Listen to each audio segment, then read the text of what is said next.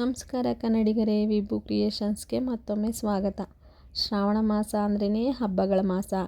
ಈ ವರ್ಷ ನಮ್ಮ ಮನೆಯಲ್ಲಿ ತುಂಬ ಸರಳವಾಗಿ ಹೇಗೆ ವರಮಹಾಲಕ್ಷ್ಮಿ ಹಾಗೂ ಜನ್ಮಾಷ್ಟಮಿ ಹಬ್ಬನ ಆಚರಣೆ ಮಾಡಿದೆ ಅಂತ ಈ ವಿಡಿಯೋದಲ್ಲಿ ನೋಡೋಣ.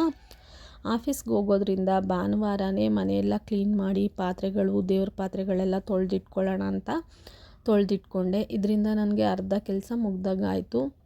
ಗುರುವಾರ ಸಂಜೆ ಮಾರ್ಕೆಟಿಂದ ಹಣ್ಣು, ಹೂವು, ಪೂಜೆಗೆ ಏನೇನು ಬೇಕು, ಬಿಲ್ವಪತ್ರೆ, ಕಳಸದ ಸಾಮಾನು ಎಲ್ಲನೂ ತೊಗೊಂಡು ಮನೆಗೆ ಬರೋದು 7 ಗಂಟೆ ಆಯಿತು.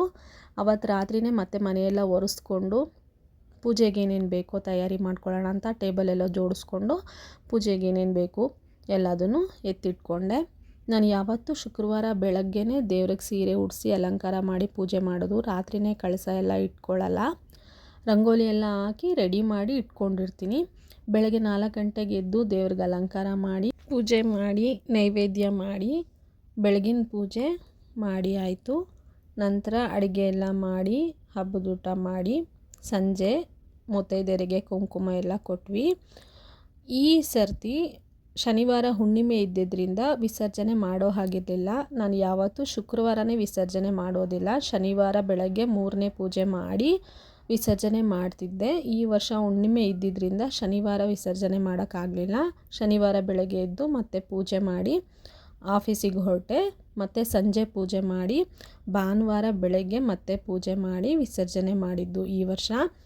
ಹೀಗೆ ಈ ವರ್ಷ ನಾವು ವರಮಹಾಲಕ್ಷ್ಮಿ ಹಬ್ಬನ ಆಚರಣೆ ಮಾಡಿದ್ವಿ. ಅದಾಗಿ 1 ವಾರಕ್ಕೆ ಜನ್ಮಾಷ್ಟಮಿ ಹಬ್ಬ ಬರುತ್ತೆ. ಜನ್ಮಾಷ್ಟಮಿ ಹಬ್ಬನೂ ಹೀಗೆ ಸಿಂಪಲ್ಲಾಗಿ ಮಾಡೋಣ ಅಂತ ಶನಿವಾರ ಸಂಜೆ ಆಫೀಸ್ ಮುಗಿಸ್ಕೊಂಡು ಮನೆಗೆ ಬಂದು ಅವಲಕ್ಕಿ ಉಂಡೆ ಮಾಡೋಣ ಅಂದ್ಕೊಂಡೆ. ಅವಲಕ್ಕಿ ಉಂಡೆಗೆ ಸ್ವಲ್ಪ ಕಡಲೆಕಾಯಿ ಬೀಜ, ಅವಲಕ್ಕಿ, ಬೆಲ್ಲ, ಕೊಬ್ಬರಿ, ತುಪ್ಪ, ದ್ರಾಕ್ಷಿ, ಗೋಡಂಬಿ, ಏಲಕ್ಕಿ ಇದ್ದರೆ ಸಾಕು. ಮೊದಲು ಕಡಲೆಕಾಯಿ ಬೀಜನ ಚೆನ್ನಾಗಿ ಹುರ್ಕೋಬೇಕು. ಹುರಿದು ಅದನ್ನು ಸೈಡಲ್ಲಿ ಎತ್ತಿಟ್ಕೋಬೇಕು. ಅದ್ರ ಸಿಪ್ಪೆ ಎಲ್ಲ ತೆಗಿಬೇಕು. ಅದಕ್ಕೆ ತಣ್ಣಗಾಗೋದಕ್ಕೆ ಸ್ವಲ್ಪ ಸೈಡಲ್ಲಿ ಎತ್ತಿಟ್ಕೋಬೇಕು. ಅದಾದಮೇಲೆ ಒಂದು ದಪ್ಪ ತಳದ ಪಾತ್ರೆ ತೊಗೋಬೇಕು. ದಪ್ಪ ತಳದ ಪಾತ್ರೆ ಇದ್ದರೆ ಅದು ತಳ ಹಿಡಿಯಲ್ಲ ಅಂತ ಅದಕ್ಕೆ ಸ್ವಲ್ಪ ತುಪ್ಪ ಹಾಕಿ ಅದರಲ್ಲಿ ದ್ರಾಕ್ಷಿ, ಗೋಡಂಬಿ ಹುರಿದು ಎತ್ತಿಟ್ಕೋಬೇಕು. ಅದಾದಮೇಲೆ ಅದೇ ಪಾತ್ರೆಗೆ ಅವಲಕ್ಕಿ ಹಾಕಿ ಸ್ವಲ್ಪ ಚೆನ್ನಾಗಿ ಗಮ್ಮನೋ ಥರ ರೋಸ್ಟ್ ಮಾಡ್ಕೋಬೇಕು. ಅವಲಕ್ಕಿ ಹುರಿದು ಎತ್ತಿಟ್ಕೊಂಡ್ಮೇಲೆ ಅದರಲ್ಲೇ ಕೊಬ್ಬರಿ ಹಾಕಿ ಸ್ವಲ್ಪ ಹುರಿದಿಟ್ಕೋಬೇಕು. ಕೊಬ್ಬರಿನೂ ಸ್ವಲ್ಪ ಚೆನ್ನಾಗಿ ಹುರಿದು ಎತ್ತಿಟ್ಕೊಂಡ್ಮೇಲೆ ಅದೆಲ್ಲ ತಣ್ಣಗಾದ್ಮೇಲೆ ಮಿಕ್ಸಿಗೆ ಕಡಲೆಕಾಯಿ ಬೀಜ ಹಾಕಿ ಚೆನ್ನಾಗಿ ಪುಡಿ ಮಾಡಿ ಎತ್ತಿಟ್ಕೋಬೇಕು. ಆಮೇಲೆ ಅವಲಕ್ಕಿ, ಕೊಬ್ಬರಿ, ಏಲಕ್ಕಿ ಎಲ್ಲ ಹಾಕಿ ಮತ್ತೆ ಪುಡಿ ಮಾಡಿ ಎತ್ತಿಟ್ಕೋಬೇಕು. ಎಲ್ಲದನ್ನು ಚೆನ್ನಾಗಿ ಪುಡಿ ಮಾಡಿ ಎತ್ತಿಟ್ಕೊಂಡ್ಮೇಲೆ ಬೆಲ್ಲ ಕರಗ್ಸೋಕ್ಕಿಟ್ಟಿರ್ತೀವಲ್ಲ ಅದೆಲ್ಲ ಚೆನ್ನಾಗಿ ಕುದಿ ಬರಬೇಕು. ಪಾಕ ಬರಲೇಬೇಕು ಅಂತ ಏನಿಲ್ಲ.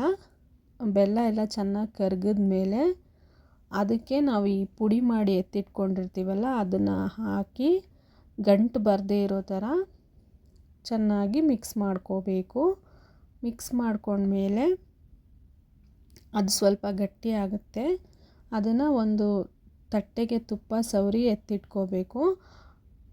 ಆ ತಟ್ಟೆಯಲ್ಲಿ ಮಿಕ್ಸ್ ಮಾಡಿರೋದನ್ನು ಹಾಕಿ ಕಲಿಸ್ಕೋಬೇಕು. ಕಲಿಸ್ಕೊಂಡು ನಮಗೆ ಯಾವ ಅಳತೆಗೆ ಬೇಕೋ ಆ ಅಳತೆಗೆ ಉಂಡೆಗಳನ್ನ ಕಟ್ಟಿಟ್ಕೋಬೇಕು. ಇದಾದರೆ ಅವಲಕ್ಕಿ ಉಂಡೆ ರೆಡಿ.